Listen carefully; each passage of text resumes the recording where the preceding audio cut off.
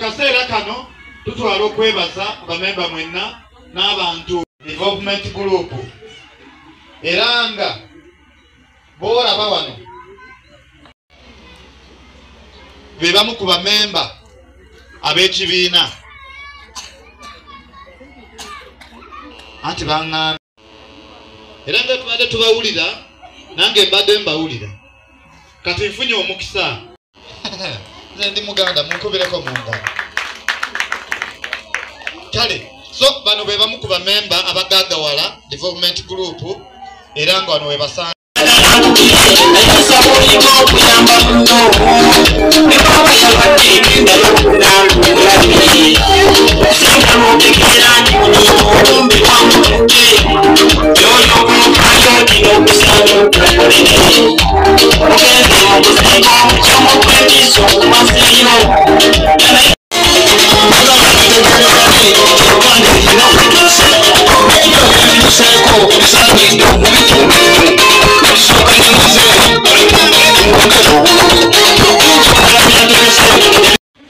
n'abayamba mu kwoza mu kunaaba n'ebirala.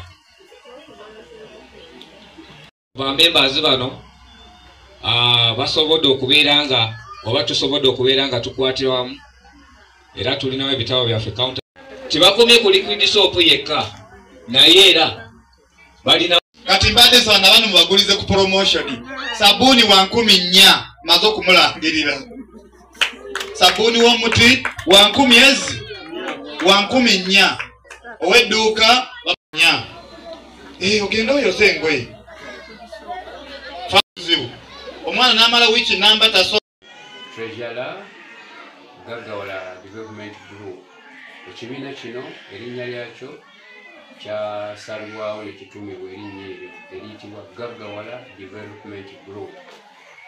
Ekibiina kino kisangibwa mu Gwendidde Naggalama na Kifuma Town Council. Ekibiina abantu ffenna ab'omu kyalo kino n'ab'ekyalo baneighboring. Ekibiina kino kina activities ekikola era ensonga olunaku by'olwaleero tuzze kuggulawo kulaunchinga activities etukola mu kibiina kino. Tulina ebintu byetukola birungi ffe bwe tulaba nesuubira n'abagenyi bajja kubisiima kubanga Mukama atuwadde amagezi okuba nga tubaako kyetutandika. So ekibiina kino tukowoola buli omukyala n'omwami ali eyo yenna ng'ayagala okukulaakulana ng'ayagala amagezi ag'omutwe. Tusangibwa Naggalama ekyalo bakiyita Gwendidde. Tukola sabuni, tukola ebitabo, tukola liquid soap, tukola ebizigo, mu catering yonna tugwayo. Mukama atutaddeko ekisa etubanga buli memba gwe tufuna alina amagezi. Kakati buli kimu tukyagala mu practical mu kikolwa. So tukowoola abantu mwenna mujje tusome, mujje tuyige tubeere wamu tukulaakulane kubanga ebiseera bingi tubaddewo nga tukola ebintu bingi naye nga tetuyitawo nga tebigenda mu maaso. Emirimu gye twasoma si gye tukola naye kaakati wano tulina emirimu gye tutandikawo ng'ate emirimu egyo giyamba buli mu maka, giyamba buli muntu ate emirembe n'emirembe kuba ze services abantu baba bazeetaaga. Abaana ku masomero ebitabo babyetaaga. Sabuni abantu bamukozesa, liquid soap abantu bamukozesa, abantu bakola emikolo. Catering naye tugenda kumutandikako very soon kubanga ebikola byonna kati byetukollectinga. Ebizigo abantu babyesiiga. So ebintu bye tukola biyamba abantu era mujje tuyige. Ettendekero liri mu Gwendidde Naggalama. Olwaleero tuggulawo ettendekero eryo tukowoola abantu mwenna. Buzibu ki bulamu mu buli kintu ebizibu ebitusoomooza amagezi tugalina agakola ebinene ne tubulamu financial, tubulamu akasente, tubulamu ssente ddala. Amagezi weegali buli kimu twakikola twakiyiga nga kiri perfect naye tubulamu essente. Era bwe waba waliyo eyo omuntu yenna nga awulira kimukwatako ajja n'atukyalirako n'asooka atulaba n'atugezesa n'asooka kuteekamu ssente era twaniriza dona yenna gy'ali oba minisita oba muzungu oba muyindi oba mu China tubaaniriza mwenna mujje mulabe bye tukola mututeekemu ssente. Mu mwezi gwa Kutaano kati tuli mu mwezi gwa Mwenda ekibiina kino okuva ebbanga eryo okutuuka olwaleero lwe tuggulawo activities kirimu members 50 ate nga buli memba alina kyakola alina kyalina mu mutwe. Ensonga lwaki tugasitaganya ebintu ebyo ebitabo tubikoze webiri era bagenda kubiraba. Sabuni waali, liquid soap waali, ebizigo, so twetaaga mu dona, twetaaga mu ssente. Ebintu bino tubikoze mu bungi naye akatale kabadde katandise okutambula obulungi naye nga si bwe twetaaga twagala ddala ekintu kibeere nga kitambulira ddala kubanga akatale kabadde kakyali mu Uganda yaffe naye nga si Uganda yonna. Twagala Uganda eggweko ng'ekalina ate tugendeko ne neighboring our country tubeere nga tufunayo akatale. So ku bintu byaffe akatale era oli awulidde ku nsonga yonna ey'ekibiina kyaffe ku activities ng'alina akatale support tumwaniriza ajje atubuuminge mu nsonga eyo.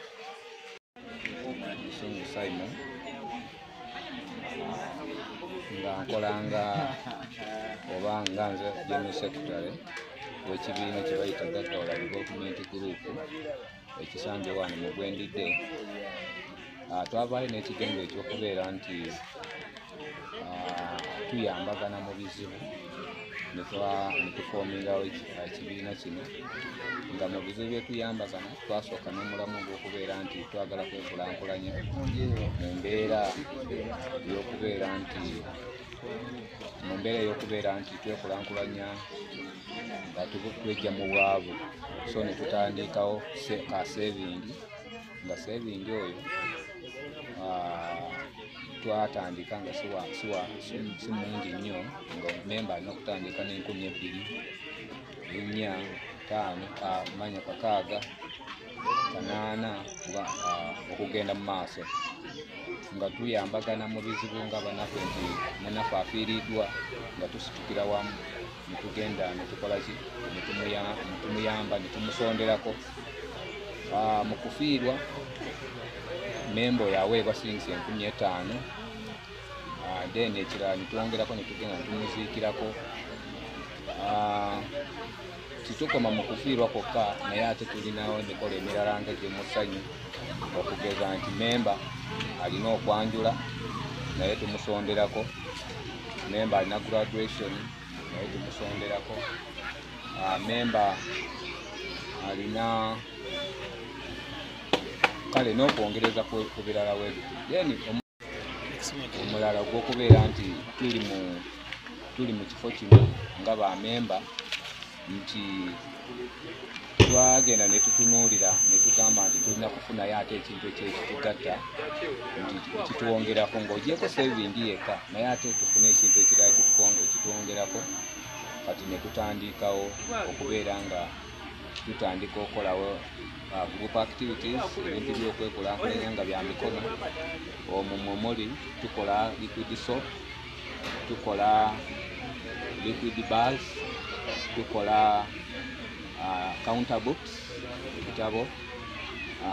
Twalina ekigendo ekirala ekyokubeera nti twagala tutandika okukolawo ebizigo naye olw'ensawo yaffe enfunda netusooka netugamba nti kasooka tutandike na bino ebitonotono oba byakasente akatonotono. Then mu maaso eyo bwe tunaaba nga tuteredde tujja kubeera nti tutandika okubeera nga twongerako nga tutandika okukola activities ezo. Then ebintu bye tukola nga bwe nayogedde nti liquid soap. Liquid soap ono tuze nga tumupima tumuteeka mu bipimo by'enjawulo naye okugeza nti kano kenkuta akatumala kenkute kano twakawa omuwendo yekaba kafulumingo katereka kafunti 15 then tulina items endala nga mugenda okujja nga mukolaki nga muziraba naye nga bamembers oba abagenyi baffe abazze nti onaaba obyetaaze tujja kuba tubyabeeringa tubeere nga tukola tukubagabira ebintu bino. Naawe era byogenda okuba nga olaba ogenda kulaba ebintu bino. Ndabyeko liquid soap. Era liquid soap oyo nze neeyamye nti wenviira wano ngenda kugulayo ku kidomola kya liquid soap. Ng'ani agula Nagalama XL egenda gulayo ekidomola kya liquid soap. Ndabyeko sabbuuni bitabo kitegeeza nti ensonga gye baateeka ku bbaluwa gye bampa tebanaba kujjanjwa naye nze ngirabyeko already kuba bagambye launching of the group activities. So kinkoze bulungi nti mbirabyeko era tubeebaza abagaggawala mwebale kubeera abantu abayiiya ebiseera ebisinga nze nina okukkiriza nti agali awamu gegaluma abeeri bagambanga mu gegaluma emamba. Kaakati wegabanga gegaluma emamba mwebale nnyo okubeera awamu. Embeera eno gye tulimu buli omu akwata munne ku mukono ne tukola ki ne tutambula. So mwebale nnyo okubeera n'endowooza eyo ne mujja awamu mutambule era nsaba Mukama abatambuze bulungi. Olunaku olwaleero ekyalo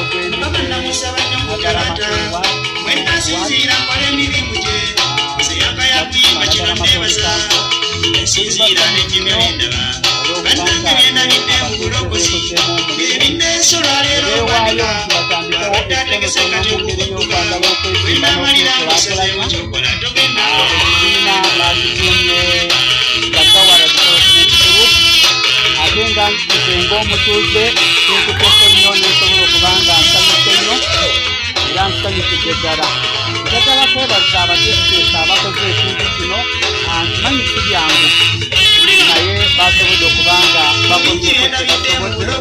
Batulaze mu bitabo sabbuuni owa Skype zonna ate batulazeeko n'ebintu ebirala. So tukunga bannayuganda mwenna ng'ogyeko okuba nti yekatandikiko wano mu Nagalama makawunti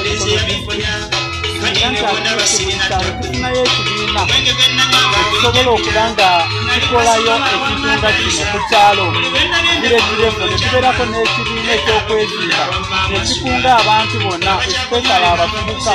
Guno omulembe abavubuka abasinga tebaagala kukola balowooza nti gavumenti yebakubye obwavu so nga te bo bennyini kyekizibu. Tusinga banaakola ekintu bweki ku buli kyalo ekisobola okubeera nga twezimba mu byalo mpolampola. Alina akatono n'akateekamu n'azaze kinene tuyinza okufuna eggwanga eritereze ate ne tulwanyisa ebbula ly'emirimu kubanga nga tonafuna mulimu olina okubaako kyeweekoledde kubanga ne bwe gunaaba mulimu ojja kwetaaga facilitation okutaabiriza omulimu gwo. So kati nze musanyufu nnyo lowooza bwe tunaatambulira wano tugenda woomerwa Uganda. Ezina lyetumwakire ate munapate ekikirizo ku Uganda munakifumu akawunti Mukono district. Chairperson Mugaggawala Development Group. Gaggawala Development Group esangibwa wano mu Nagalama Gwendidde naye nga tebiri ku mulamwa nnyo nga ffe bwe twalonda nti tulina okuba nga tuyambagana tusevinga ate n'okubaako ebintu ebirala bye tukola ebituyamba tutwala mu maaso. Gaggawala ng'ekibiina tusevinga kye kisookera ddala ate bwe tumala okusevinga ne tugamba nti katubeeko ne bye tukola mu kasente ako ke tusevinga akatonotono ne tugamba nti tutandike okusevinga sente ezo nga tusevinga okuva ku 2,000, 4,000 akaaga kanaana mutwalo n'okweyongerayo waggulu okusinziira omuntu obusobozi bw'aba alina. Bw'oba olina akakadde tukaaniriza naye nga tutandikira ku 20,000. Gaggawala ng'ekibiina ne tugamba nti ku kasente ako tujja kubaako ne percentage gye tutoolako okusobola okukola ebintu bino bye tukola mu kibiina. Tukola liquid soap, tukola sabbuuni ow'emiti, tukola ebizigo. Naye tusanga okusoomoozebwa mu matiri akola ebintu ebyo. Nti nkuba omulanga omuntu yenna ali eyo, oba munabyabufuzi, oba musumba, oba muntu sekinnoomu ng'alina obusobozi bwonna okubaako ne kyatwongeramu ng'ekibiina, tubwaniriza. Ekibiina twatandika abantu 30, obudde buno tuli abantu 100. Tuli abantu 100 naye nga tukyetaaga abantu abalala okutuukira ddala ku muwendo gwonna. Tetugoba muntu yenna nti olw'okuba tuweza 10 naye ne wetuba 5 wetuba 1,000 tubaaniriza. Akatale tukyakeetaagira ddala era tukeetaaga. N'obudde buno we tuli era tuli mu katale tunoonya katale ebintu bino bye tukola okubanga bitambula, kubanga bye tukola n'abalala babikola, naye tugezaako nnyo okuteekamu omutindo mu kintu kyaffe kye tukola okwawukana ku by'abalala. Era nsaba buli alaba ku bintu byaffe ebiriko Gaggawala Development Group Naggalama, gula ojja kuba otubuulira omutindo ogulimu. Nga nsangibwa Naggalama mu tawuni naye nga ndi memba mu Gaggawala Development. Nga ekibiina kino tukitandise omwaka guno era nga ku bantu abamu abakitandika yenze omu ku bo twatandika abantu twali 12 era nga ndi vice chairman. Naye kati ng'okuva kwaba abantu 12 essaawa eno ekibiina kyaffe tuwera abantu 10. Nga ekibiina kino twatandika okwenoonya twakitandika nga tuli mu kuseevinga, twatandika na kuseevinga nga twagala tutandika okuseevinga tulabe nti no twekulaakulanya tutya. Naye bwe twamala ne tugamba mu bantu nga muffe ffenna nga bwe tuweza obungi tetuyinza kwekulamu omulimo ne abantu buli omu alina kiki ekyo ky'amanyi okukola. Ne tutandika okubaganya ebirowoozo. Bwe twabikubaganya twagenda okulaba nga mulimu abantu bangi abalina talents, naye nga talents ezo nga bagamba nti ekintu ekibalemeseza okuzijjayo kiki nfunda yaki yansawo yaabwe.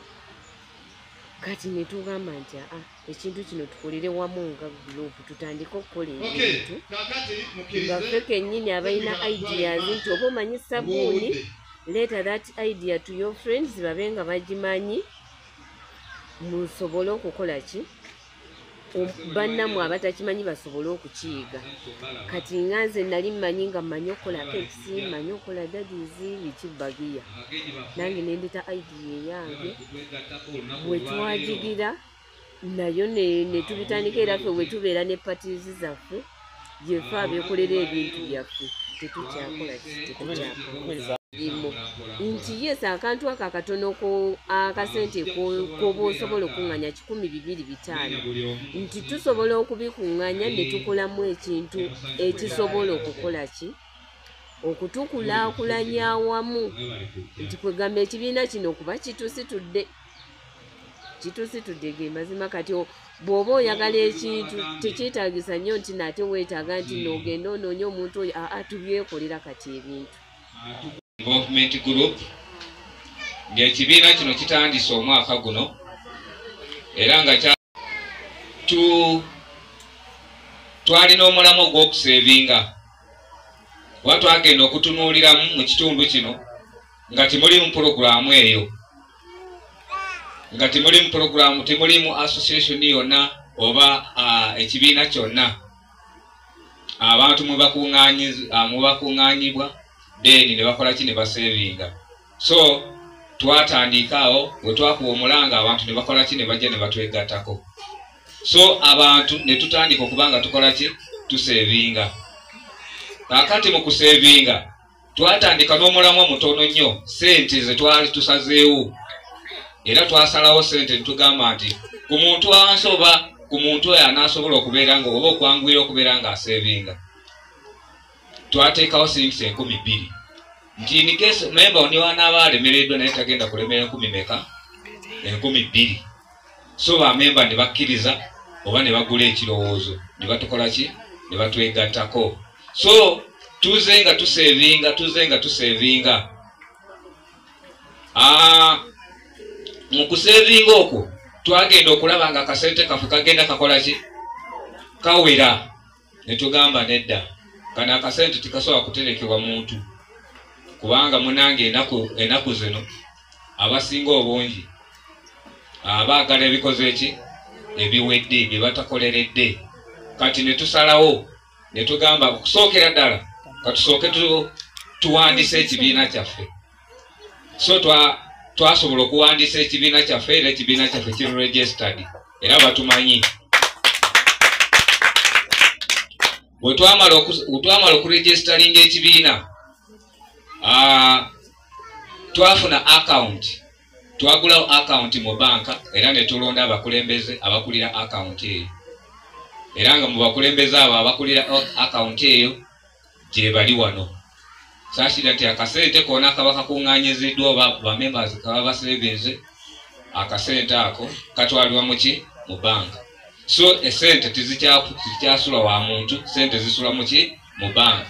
Kati ayagala okuzitwala ng'alina omutima guli ogwagala okuzitwala agenda alumba ki banka okusinga okulumba omuntu.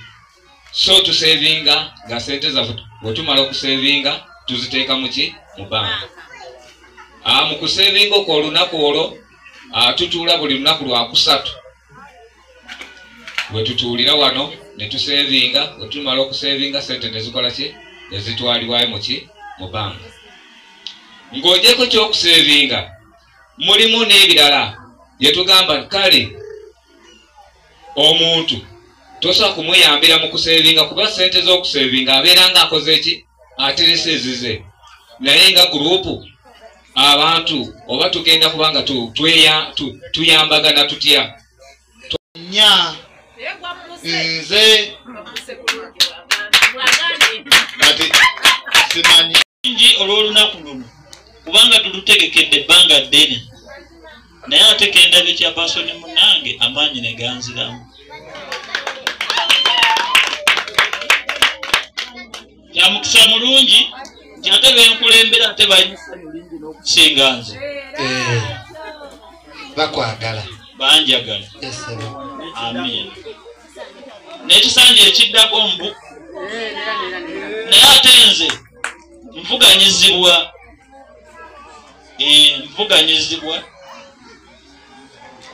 kale eyo tuveeyo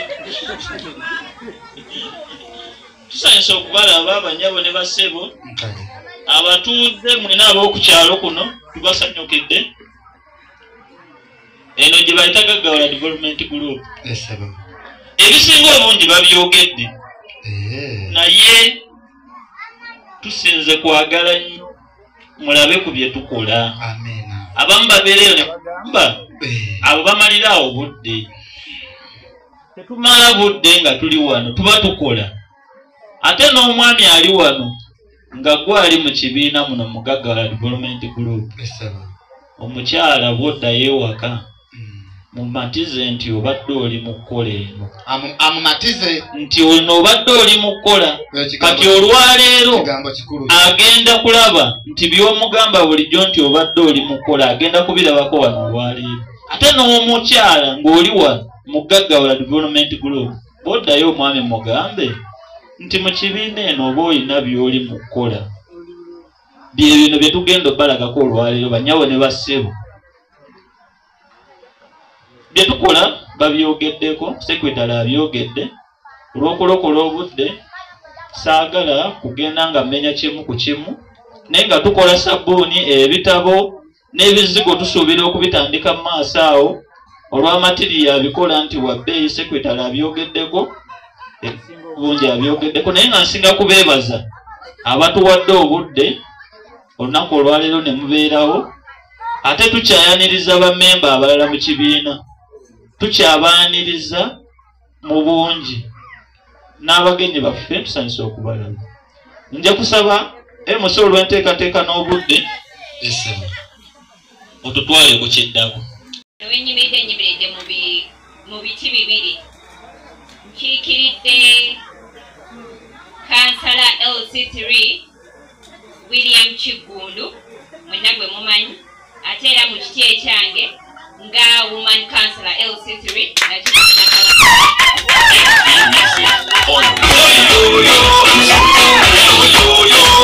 okubeera wano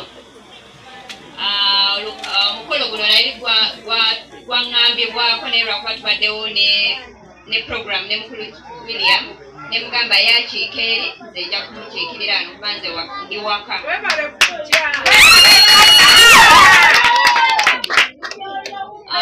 sijja kwogera bingi mukulu William aŋŋambye mbajjukize okusingira ddala abagaggawala development group nti ekintu kye mukola byebimu ku bintu NRM yeetaaga era mwenna mumumanyi nti ye chairman wa PDM so abo bammemba bagaggawala we mumutuukirira kimwanguyira nnyo kuba aba akimanyi nti ssente weegenda waliwo kye mugenda ogikolamu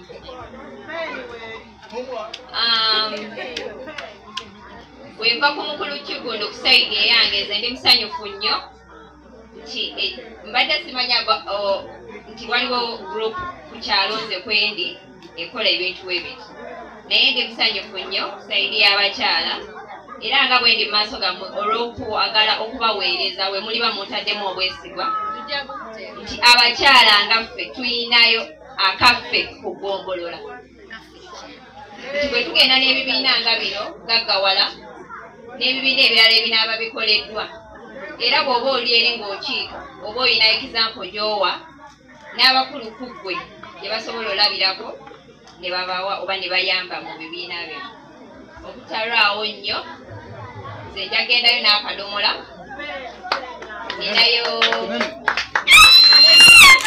Uganda ng'ejjanga ekula ebibiina nga bino bituyambye nnyo okutumbula ennyingiza maka gaffe ne mu community eyo gye tuli bamujja mwetegereza kalityuamu ya Uganda egenze ekyuka mu kaseera kano tukyali ku nsoma eri theoretical katuli ku nsonga omwana wafulumira ne bamubuuza nti what can you do kiki ky'oyinza okukola abaana tubalabye bangi nge bamala okusoma nga kye batadde mu mutwe bagenda kunoonya mirimu kati ekyo Uganda yavuddewo era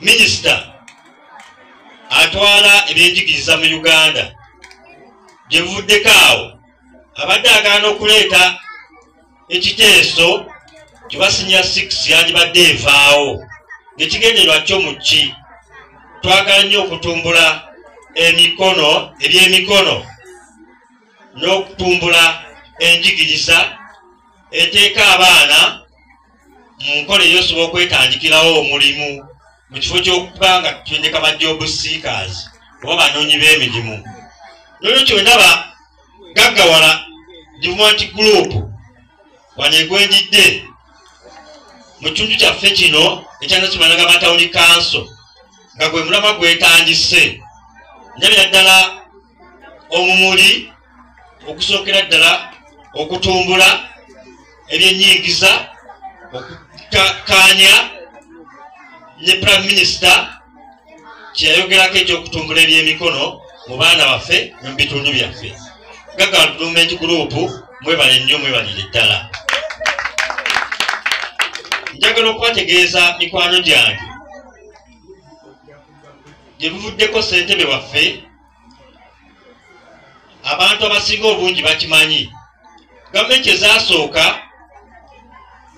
gamba nge ya mukwano gwaffe Idi Amin. Mujjukira nti abayimbi bwe bajja wano e Uganda ne bakola emirimu ekisinga obungi era ng'abaddugavu ffe tuweereza. Kakati mukwano gwaffe Idi Amin yagenda okulaba nga abayimbi bakoze emirimu egya ofiisi egy'amaanyi bye bagitutte nga babuutikidde buli wamu, naye n'akiraba nti ekituufu yandibadde abaseeseetulamu ng'alaba eggwanga liyinza okuba giriraga zibu. Naye ate bwe yabagoba mu Uganda, bakadde baffe abejjiza amaduuka, obujulizi buli nti n'abaaliwo mwabiraba. Bakadde baffe amaduuka agaalimu ng'amajoola g'engoye, agaalimu nga zirediyo, agaalimu ebyomuwendo byonna, ate baagateekamu menvu nga batundiramu menvu. N'olwekyo kiba kya bulabe nnyo okugamba nti weerwanako ng'ekiseera tekinnaba kutuuka. Akaseera ketulimu kana ak'ebyobufuzi kinsanyusa nnyo omuntu bw'avaayo ng'alina omulimu nga guno n'agamba nti gavumenti etulumiza obwavu, ti gavumenti tekoze kimala, ng'alina kyakola kyakola, tekyenkanankana muntu atalina kyatonzeewo. Erinnya lyange nze Kigwe David, Direct Councillor Aspirant Nakivuuma Nagalama Town Council NRM Party Flag Bearer. Tulina essanyu lingi olunaku olwaleero, nnaku z'omwezi nga 27 mwezi guno ogw'omwenda 2025 okubanga tulonkinga activity ez'ekibiina kino ekya Gaggawala Development Group Nagalama. Njagala okubategeeza eno milestone y'amaanyi mu kitundu kyaffe nga Nakivuuma Nagalama Town Council, kubanga muba mwetegereza akademiki background yaffe ebiri ebadde etunuulira nnyo Kiole Paatovi. Leka enteekateeka eriwo ey'okulaba nti ne kalikulamu yakyuka. Twagala nnyo okulaba nti omwana oluva mu ssomero bamubuuza watikani osiddu twagala okuzimba mu baana kiki kyosobola okukola ng'ogyeko ebitabo by'osomye, naye ate oneeka emikono kyosobola okukola, olina kyosobola okujja mu mutwe gwo n'ogatta ku community. N'olwekyo Gaggawala Development Group esobodde tukyalenjinga bulungi olwaleero, era gavumenti eno gyekoze egatta kinene nnyo ku nkulaakulana y'abantu baffe mu kitundu, kubanga sabbuuni tumwetaaga, y'emu ku component gye twetaaga mu maka as a daily basis. Ebitabo byaffe abaana baffe babikozesa body keeping, ate mu masomero, ate buli omu nga yeetaaga ekitabo ebiseera bino ng'ebyekidda mu masomero.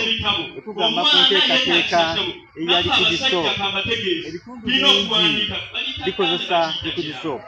Gamba ebifo ebisanyukirwamu, gamba ebifo ebisulwamu, amasomero gaffe Kujisoopu gamwetaaga. N'olwekyo tuli basanyufu nnyo olwa komponenti eno eya Gaggawala Development Group. Nga Nakivuuma Nagalama Town Council twagala okulaba abantu nga bano nga beeyongera mu kitundu kyaffe, era obuvunaanyizibwa bwe tulina okulaba nti tubakwasizaako enteekateeka nga zonna tubawa essuubi. Yeebazibwe nnyo, mwebale nnyo. Gaggawala